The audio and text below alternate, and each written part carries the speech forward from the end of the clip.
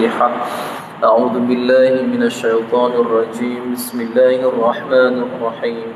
الحمد لله رب العالمين الرحمن الرحيم مالك يوم الدين إياك نعبد وإياك نستعين اهدنا الصراط المستقيم صراط الذين أنعمت عليهم غير المغضوب عليهم ولا الضالين آمين. بسم الله الرحمن الرحيم. Assalamualaikum warahmatullahi wabarakatuh. Alhamdulillah. Wassalatu wassalamu ala Rasulillah wa ala alihi wa sahbihi wa man tabi'ahum wa man wala. Rabbi shrah li sadri wa yassir li amri wa hlul 'uqdatam min lisani yafqahu qawli. Asyhadu an la ilaha illallah wa asyhadu anna Muhammadar Rasulullah. Jazallahu anna sayyidana Muhammadan sallallahu alaihi wasallam ma huwa ahluh. Alhamdulillah, kita bersyukur kepada Allah dengan sebenar-benar kesyukuran.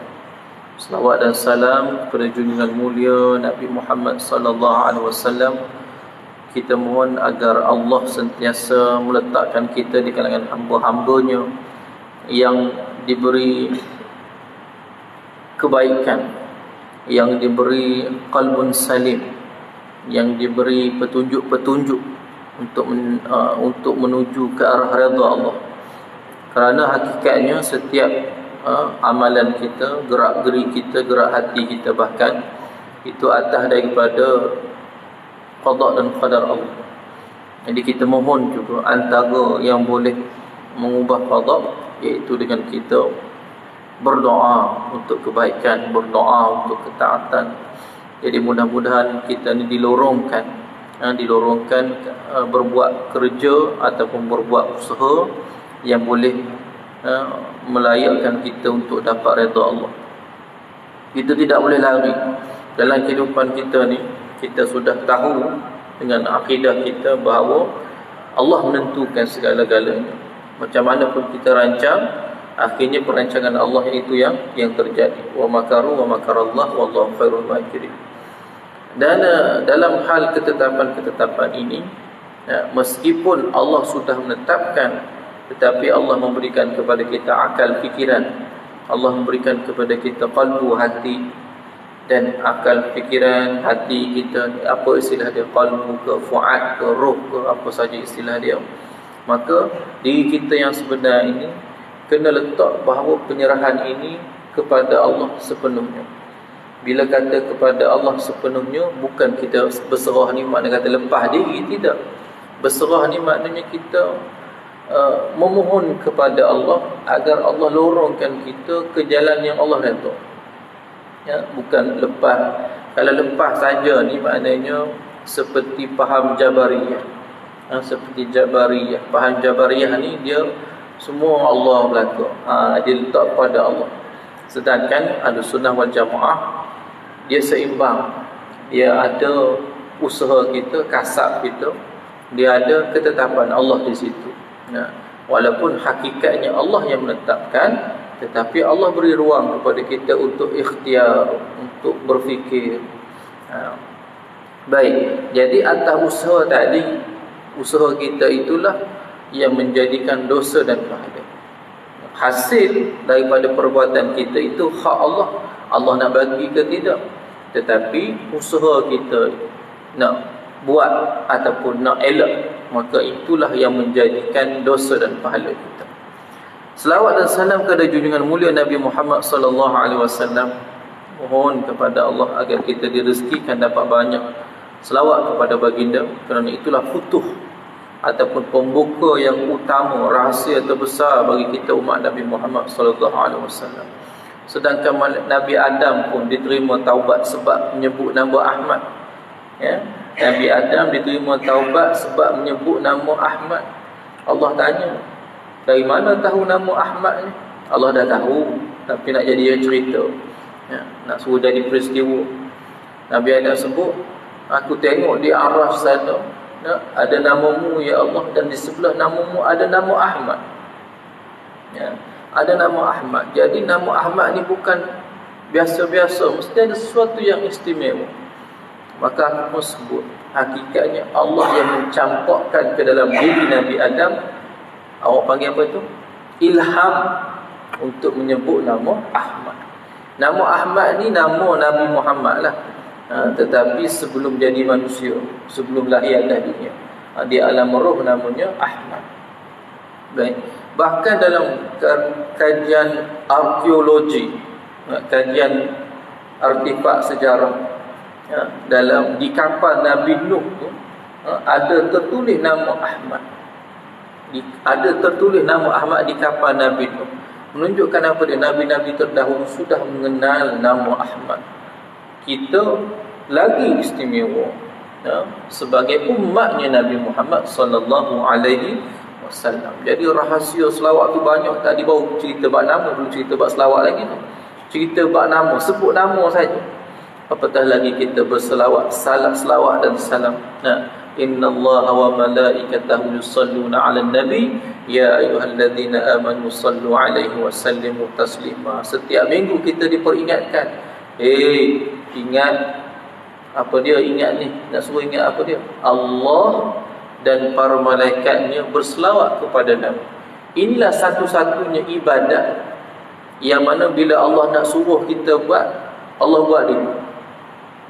Allah dulu selawat. Lepas tu siapa? Para malaikat. Lepas tu suruh kepada ya ayyuhalladzina amanu, wahai orang-orang yang beriman, yang sudah masuk keyakinan di dalam hatinya, sallu alaihi wa sallimu taslima. Suruhan kita berselawat kepada Nabi dengan selawat yang sesungguh-sungguhnya, dengan selawat yang sebanyak-banyaknya. Baik, mudah-mudahan Allah rezekikan kita dapat banyak berselawat kepada Nabi. Bila sebut banyak ni, jangan duk fikir 100 Jangan duk fikir 300 1000 tu cukup syarat bang. Ni saya cerita ni kepada ayah-ayah yang sudah pencen. Hak sudah pencen ni jangan 1000, dia kena 1000 ke atas. Nak sedap 5000 sehari. Carilah masa, bukan nak kena masuk pejabat pun.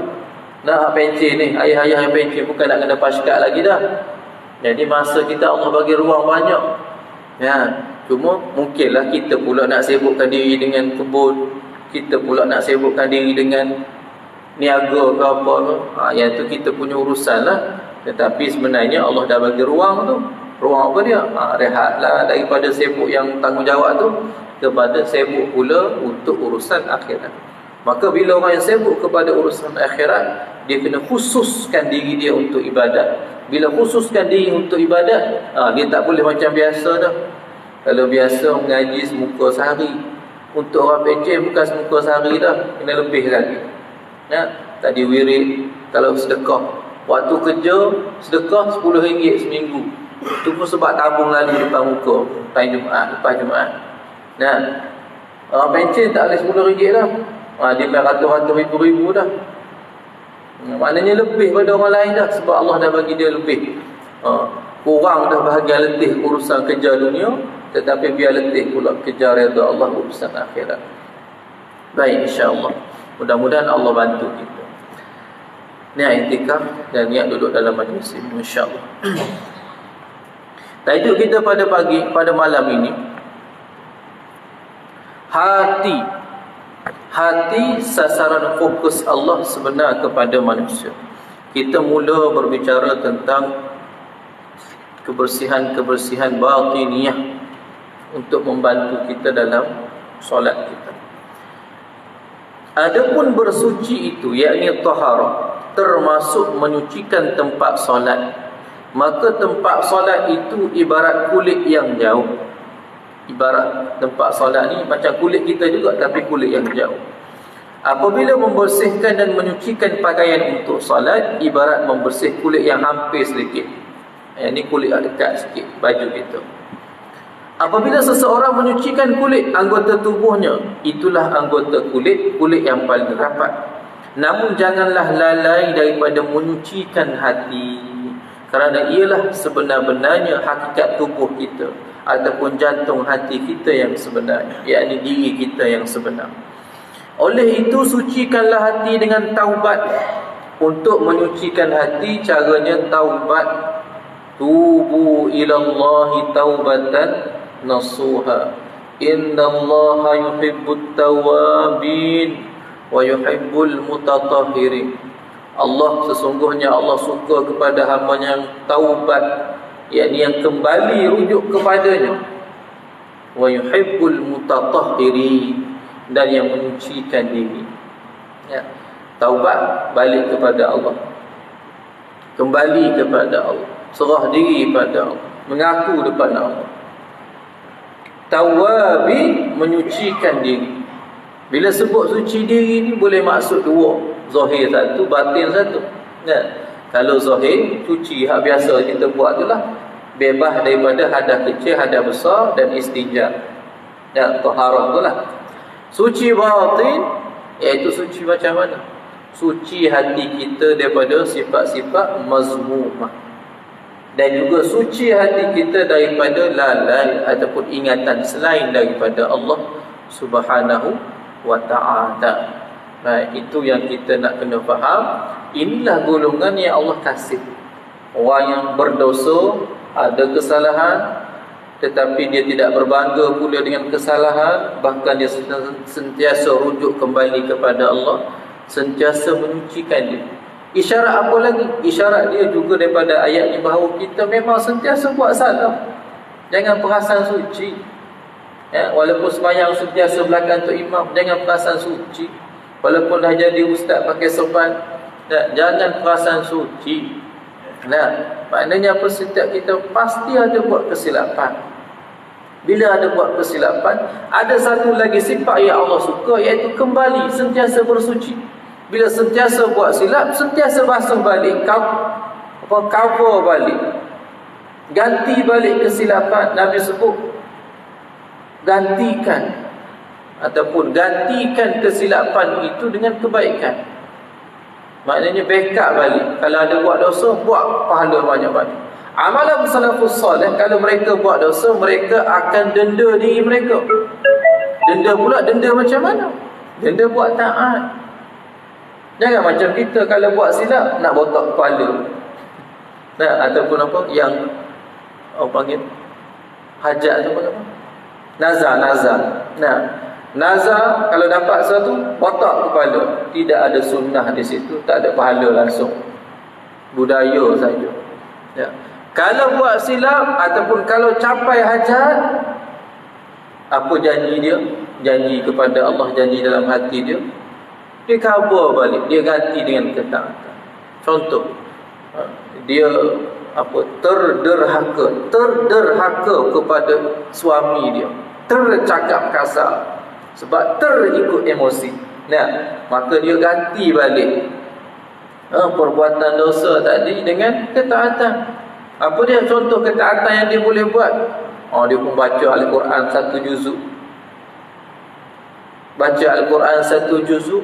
Lepas tu apa dia? Dia niat juga kepada suami dia yang dia buat dosa tadi. Ni nak ajar, ni cara cover balik ni. Nah, jangan main botak kepala. Nah. Kalau buat silap, apa lagi? Suami pula buat silap, tidak mengendahkan perasaan isteri. Nah, dia pun baca selawat 3,000 kali sedekah kepada isteri dia. Akhirnya dua-dua dapat kebaikan zahir dan batin. Itu contoh cover daripada sudut ibadat. Boleh ganti dengan puasa, boleh ganti dengan sedekah. Apabila kita buat benda-benda yang bersifat dosa ni, kita ganti dengan ketaatan. InsyaAllah. Biasanya orang kita ganti dengan sedekah, belanja makan. Biasanya macam tu. Ni saya nak sebut lain sikit. Bukan semua orang ada duit. Duit lebih lah maknanya. Ada duit tapi duit lebih. Jadi kita ganti dengan ketaatan yang lain yang kita boleh buat. Tadilah lebihkan sikit selawat kita ke istighfarkan, dan kita niat sedekah kepada siapa yang kita buat silap. Baik. Oleh itu, sucikanlah hati dengan taubat. Maka suci hati ini dengan cara taubat. Sesal atas kecuaian yang dilakukan, bulatkan hati untuk meninggalkan kesalahan dosa selama ini dan pada masa hadapan. Ada 4 syarat taubat kan? Kita maklum belaka tu. Sucikanlah dengan sungguh-sungguh, kerana hati manusia itu adalah tempat tumpuan perhatian Allah yang sebenarnya. Makna tempat pandang Allah ini pada hati. Inilah yang kena comel betul, kena cantikkan, iaitu hati kita. Selama ini kita beli pencuci muka, kita beli makeup, kita beli apa lagi, shampoo, minyak wangi, apa lagi, sabun, baju, gosok dan sebagainya, untuk menunjukkan kita ni cantik di hadapan sesama makhluk. Tetapi cerita bab menyucikan hati, mencantikkan hati, yang merupakan tempat pandang Allah, yang ni sebenarnya kurang kita cermati, kurang kita ambil peduli sungguh-sungguh. Nah, sebab kebanyakan kita hanya nak beramal. Beramal ni macam mana? Datang masjid, dapat pahala, buat sedekah, dapat pahala, ziarah orang tua, dapat pahala. Maknanya kebanyakan kita orientasi ataupun tumpuan hati kita nak pergi kepada dapatkan pahala tu. Bukan tak boleh, boleh, tak ada masalah daripada sudut fahaman fiqh. Tapi bila berbicara tentang hati, kita kena rujuk ulama tasawuf. Nah, datang ambil air sembahyang, campur sikit, tambah sikit niat tu. Ya Allah, sebagaimana gugurnya dosa-dosaku, melalui apa dia, ambil wudukku ini, ya Allah, maka sucikanlah juga hatiku.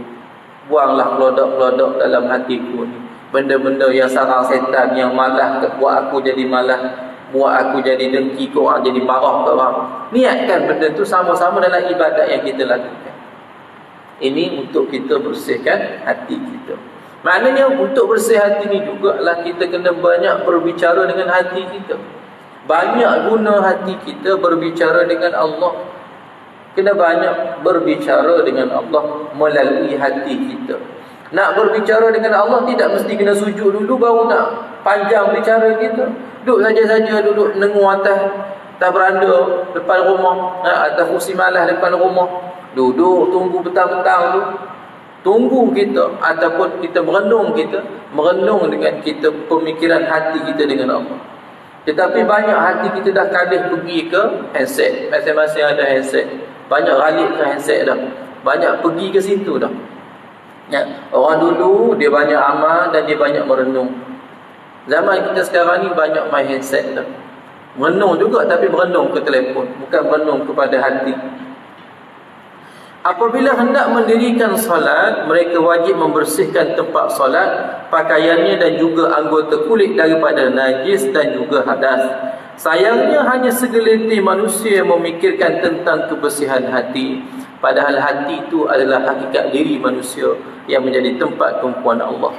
Oleh itu, sebelum seseorang itu melaksanakan solat, hendaklah berusaha dia bersungguh-sungguh menyucikan hati dengan taubat, menyesal atas segala dosa dan kesalahan yang telah dilakukan sebelum semayang. Boleh buat macam mana ni? Sebelum semayang nak buat macam mana? Istighfar lah. Istighfar. Duduk diri dalam sah ni, istighfar. Masa pernah sebut dulu ada lima step dulu sebelum angkat takbir. Yang pertama istighfar, Astaghfirullahalazim, sucikan diri. Yang kedua mengucap perbaharui iman. Yang ketiga la haula wala quwata illa billah, balik kepada Allah. Yang keempat apa dah ingat? Ilahi anta maqsudi wa ridhaka makdubi. Satu lagi qul a'udzu birabbin nas. Ada lima. Saya silap sesunat tu. Tapi lima perkara ni buat dulu sebelum waktu diri sebelum angkat takbir. Istighfar, mengucap la haula wala quwata illa billah, balik kepada Allah tu, ilahi anta maqsudi, taubat. Kemudian satu lagi tadi qul a'udzu birabbin nas, minta perlindungan. Baik, insya-Allah. Sebelum sembahyang. Kalau pakaian najis, ia dikatakan sebagai pakaian yang tercemar. Hati pula ianya tercemar dengan dosa dan maksiat. Pakaian tercemar dengan najis, daki. Hati tercemar dengan dosa, dengan maksiat.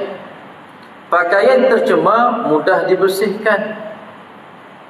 Tetapi adakah manusia memikirkan cara membersihkan hati apabila sudah ternoda dengan dosa dan dosa dengan lalai tadi?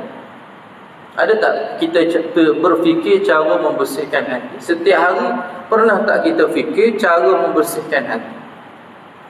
Saya sebut ni bukan apa, sebab kita tak pernah, jarang fikir. Yang kita tahu, nak sembahyang nak pahala, istighfar nak pahala, nak ampun dosa, selawat nak pahala, nak fadilat, nak kelebihan. Tapi fikir tentang hati aku ni bersih ke tidak, bersih ke tidak, dan apa usaha nak membersihkan hati ni ada buat ke tidak. Yang ni bila kita tazkirah macam ni adalah untuk ingat. Maknanya dalam keseharian kita, apa saja amalan kita, antara fokus utama adalah untuk membersihkan hati. Sebab bila Allah tengok hati kita, adakah benar-benar hati kita ni bersih, ikhlas kita kerana Allah semata-mata, ke ada bercampur dengan benda lain?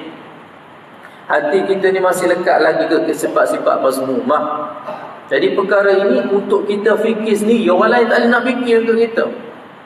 Ya, sebab hati ni orang lain tak boleh nak fikir, kita sendiri fikir. Kena ingat bahawa hati ni, kalau atas dunia Allah tengok, tapi akhirat nanti, orang ni lah yang menghadap dengan Allah sebenar-benar, mana diri kita sebenar.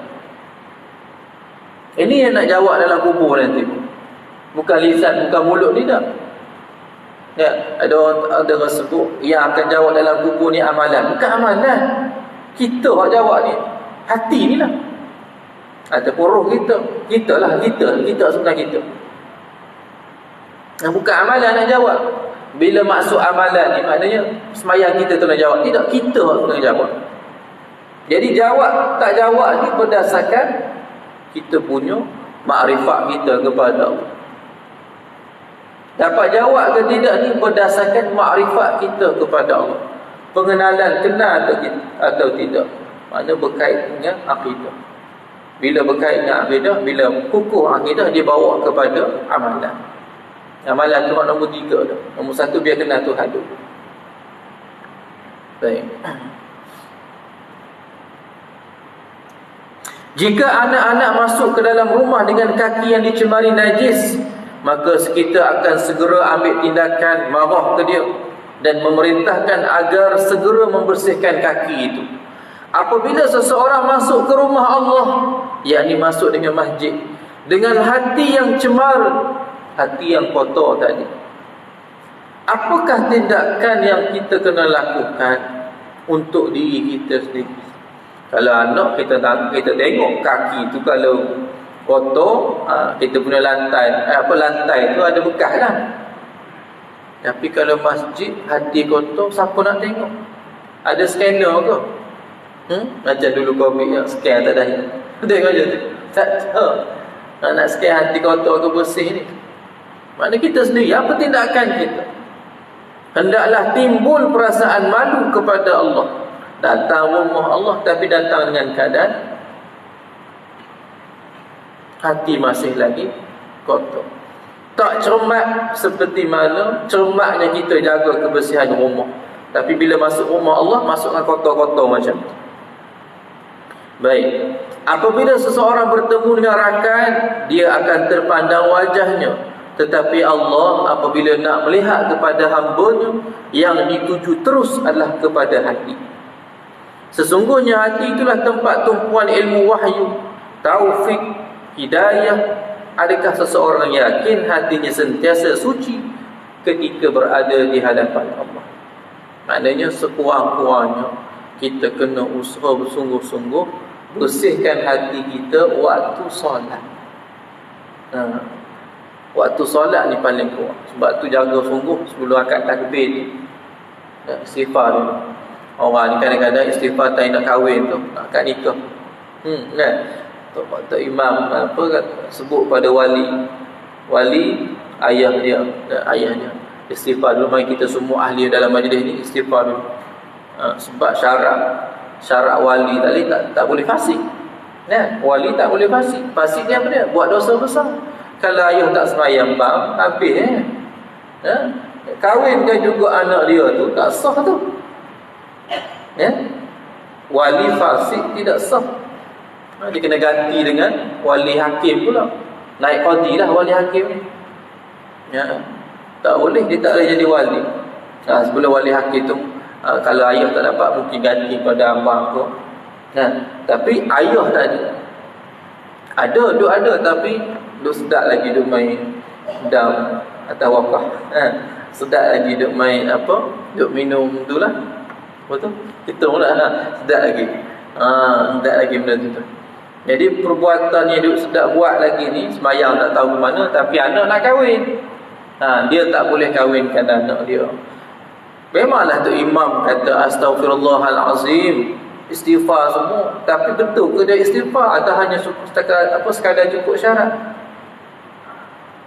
Sebab tu kalau kita tengok suasana sekarang, apa dia?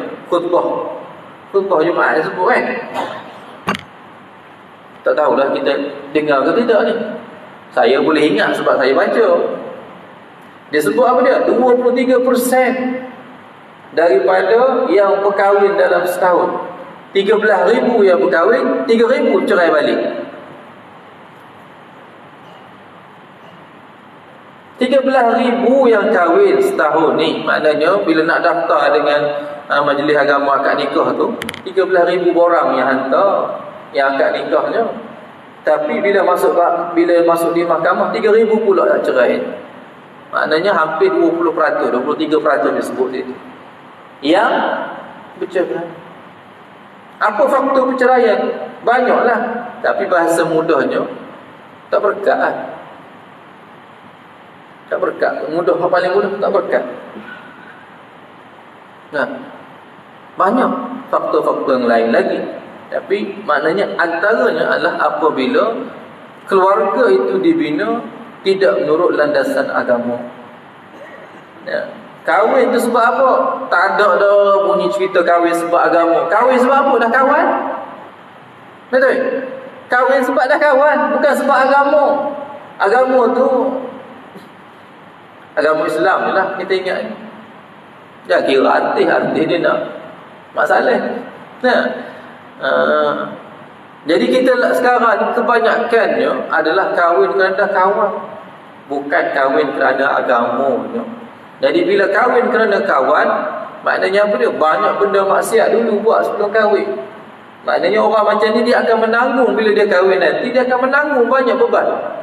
Dia akan menanggung banyak kafarah, akan menanggung banyak ujian di situ. Tak tahan ujian, cerai.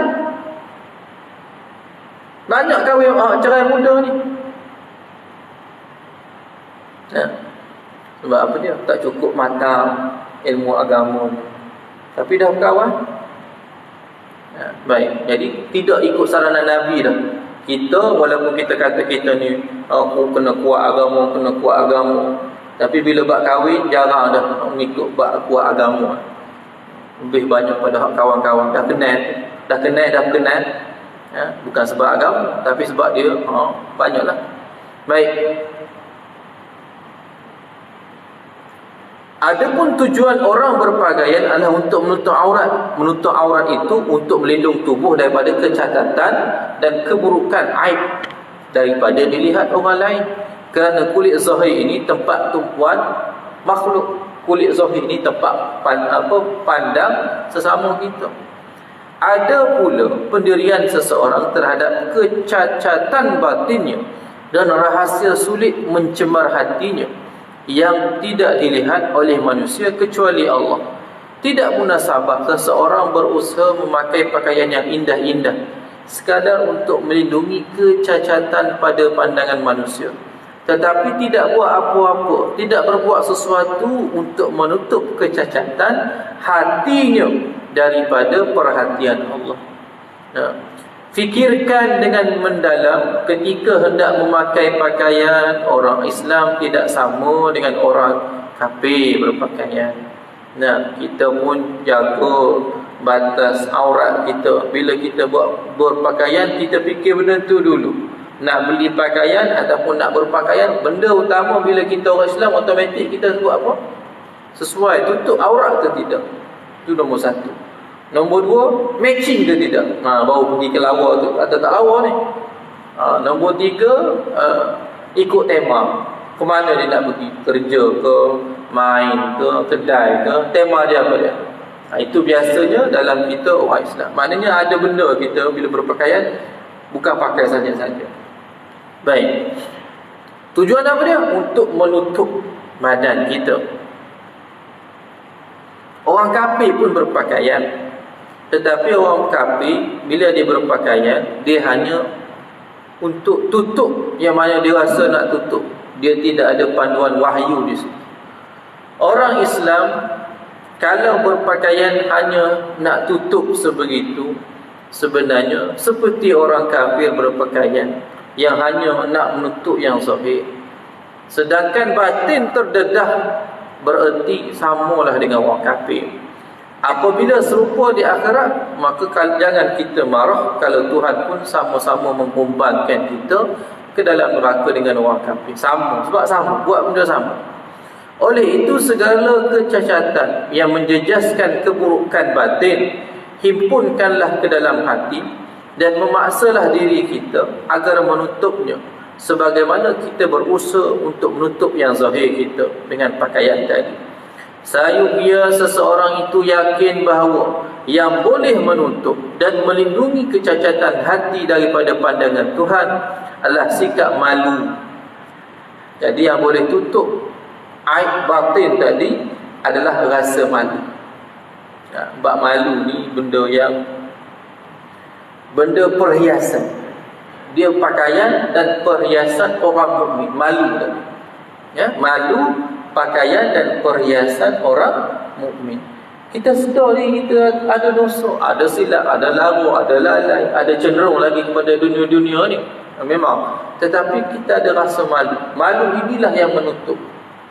Malu inilah yang menutup apa dia? Kita bila berhadapan dengan Allah. Bukan Allah tak nampak, Allah nampak, tapi coverlah sikit dengan malu tadi. Baik.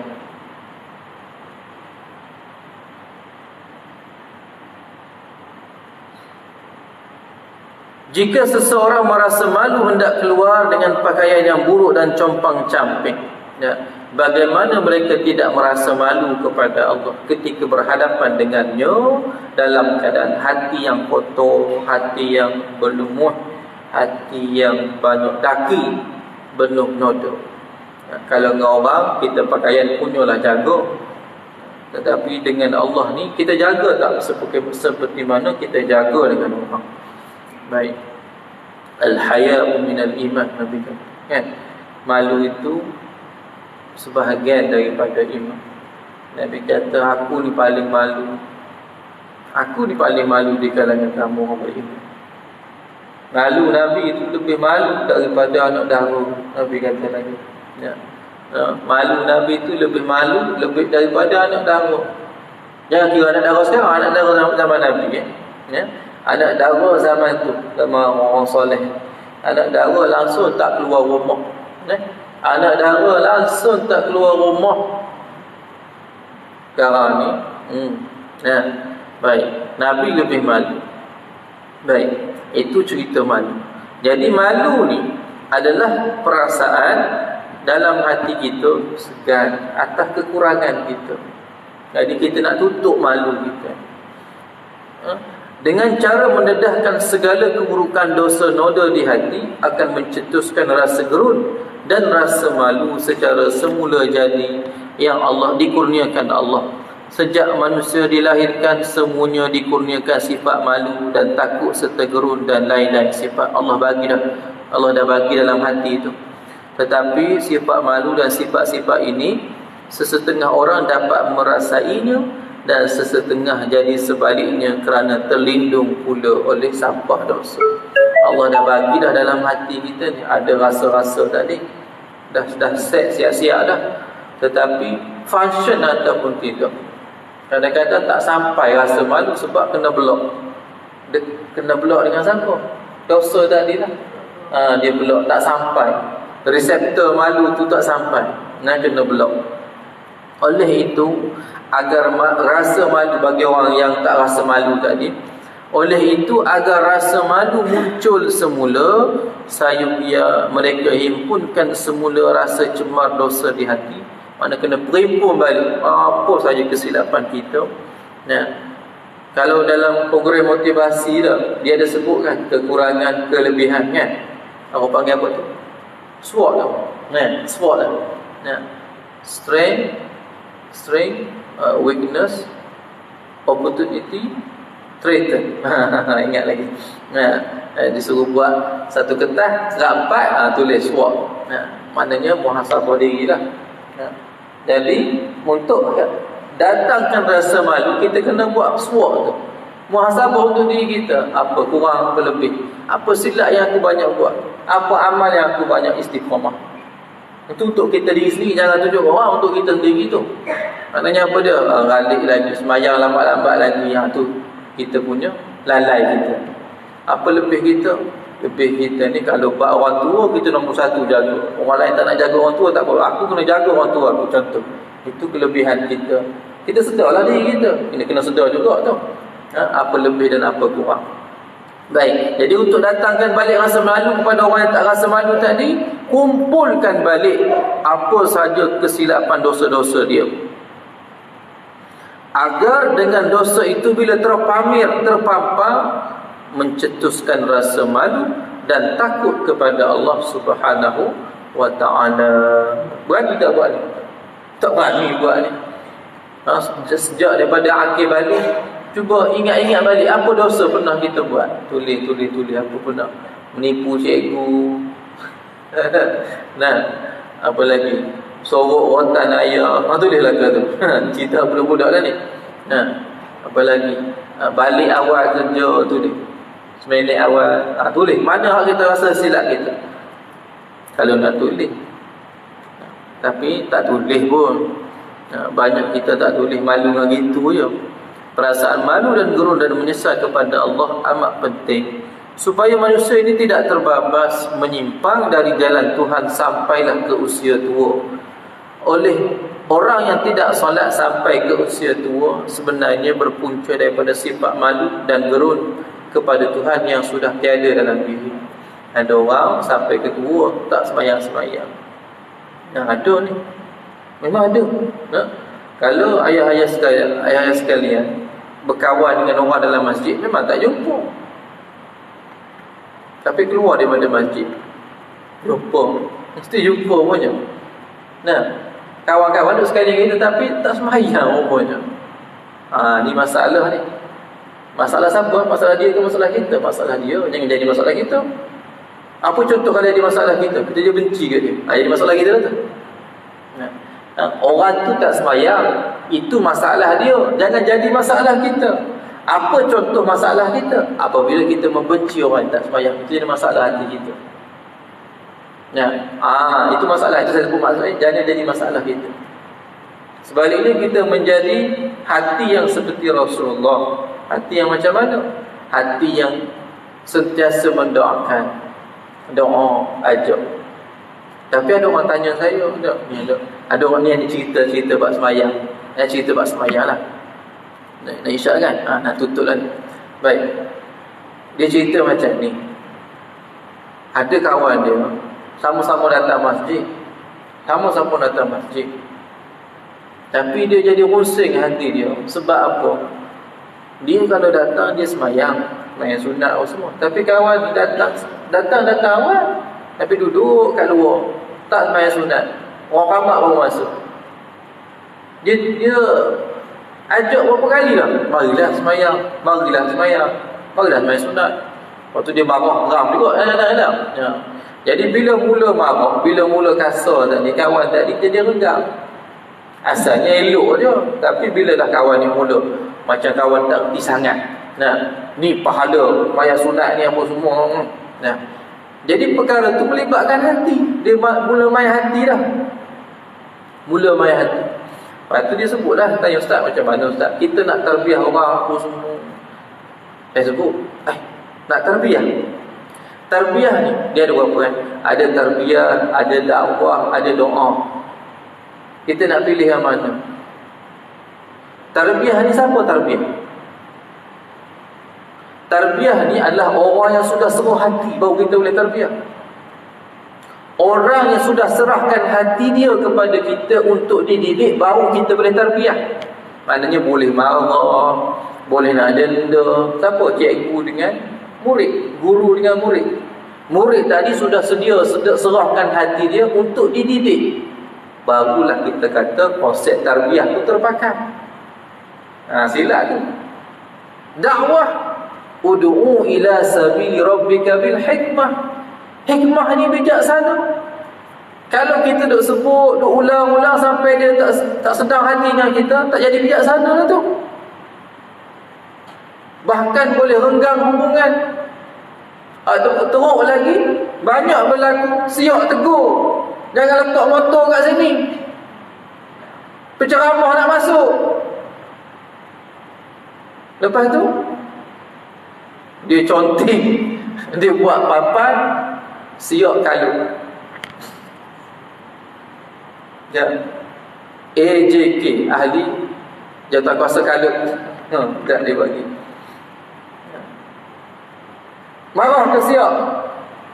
Ni sama-sama datang jemaah ni cerita ni, bukan cerita orang tak mari, orang hak mari sama-sama. Jadi hikmah tak ada. Bijaksana ni macam mana? Macam tarik apa tu? Rambut dalam,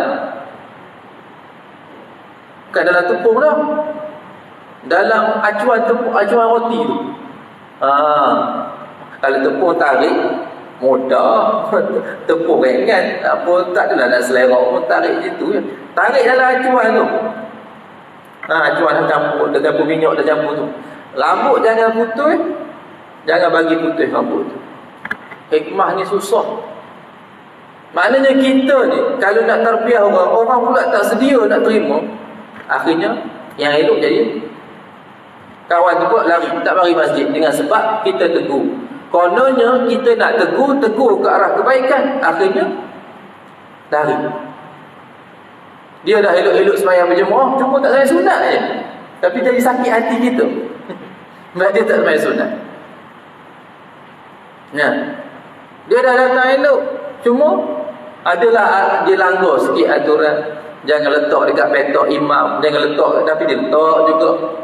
Imam dah tegur, pengerusi dah tegur, jangan buat. Tegur pula, dia tegur ke siap letak kun, siap kena marah. Ini banyak cerita ni, cerita ke masjid ni. Baik, jadi susah hikmah ni macam mana? Hikmah ni betul-betul halus. Jadi siapa yang biasanya boleh tegur benda-benda macam ni, akhirnya suruh ustaz. Biasa orang suruh ustaz, bila ustaz mengajar, ustaz tu nak besar sikit. Biasa sebut je ustaz pula kena, aku tak tahu apa-apa pun. Kena juga. Tapi nak selesaikan masalah umat memang macam tu. Kena bagi tahu. Ustaz kalau bagi tahu lain, dia bukan nak bedal, jangan beritahu sudut ilmu, panduan dia macam mana, hadis Nabi nya macam mana, Quran dia macam mana, ulama sebut macam mana, supaya kita mari masjid ni semua jaga hati baik-baik. Tu hikmah bijaksana. Mungkin kita tak dapat buat, orang lain buat. Kita tak dapat buat dengan cara sebut, mungkin kita bertulis, buatlah poster apa macam poster agama sikit, tampal macam tu. Akhirnya kalau hikmah pun termasuk dalam hikmah, doakan. Yang penting jangan sesekali perbuatan kita itu menyebabkan orang lari daripada masjid. Bila dia dah mari masjid ni, dah terbuka satu pintu hidayah. Tak apa dah. Dia mari nak duduk kat luar ke, dia mari pun mari saja, lepas payah terus keluar pun tak apa. Jangan ada sakit hati. Orang tak berwirid, jangan sakit hati. Kadang-kadang lepas salam terus keluar. Apa yang kalut sangat ni? Itu jadi sakit hati dengan sebab orang macam. Jangan. Rugi kita. Jangan sebab orang lain kurang, kita pula jadi sakit hati sebab kurang. Jangan, rugi kita. Baik. Jadi yang penting adalah antara tarbiyah, antara dakwah, dan juga satu lagi doa, ketaatan kita kepada Allah. Kita jangan lupa bahawa Nabi ni lebih banyak mencontohkan daripada mengarahkan. Nabi sendiri pun ramai orang masuk Islam sebab contoh akhlak Nabi. Banyak sebab contoh. Jadi kita ni kena sabar di situ lah. Mudah-mudahan Allah bantu kita. Dan yang paling penting kita sendirilah, jangan duk sibuk orang. Masuk ni malu tak ni? Malu kita dengan Allah dulu. Kita dulu malu dengan Allah. Bukan dia ni datang saja, main sunat malas. Jangan dia sebut gitu. Ini ada ni. Sebab dia rasa dia bersih tu. Susah. Jadi ilmu tasawuf inilah yang memandu kita, bantu hati kita supaya dan dalam jalan yang baik. Supaya amalan ini diterima oleh Allah Subhanahu wa taala. Wallahu taala a'lam. Bismillahirrahmanirrahim. Allahumma salli ala sayyidina Muhammadin wa ala ali Muhammad miftahi babi rahmatillah adada ma fi ilmillah salatan wa salaman daimaini bidawami mulkillah wa ala ali wa sahbihi. Allahumma faqihna fid din wa 'allimna at-ta'wil wa sallallahu wa sallam alaihi walhamdulillahi rabbil alamin. Assalamualaikum warahmatullahi wabarakatuh.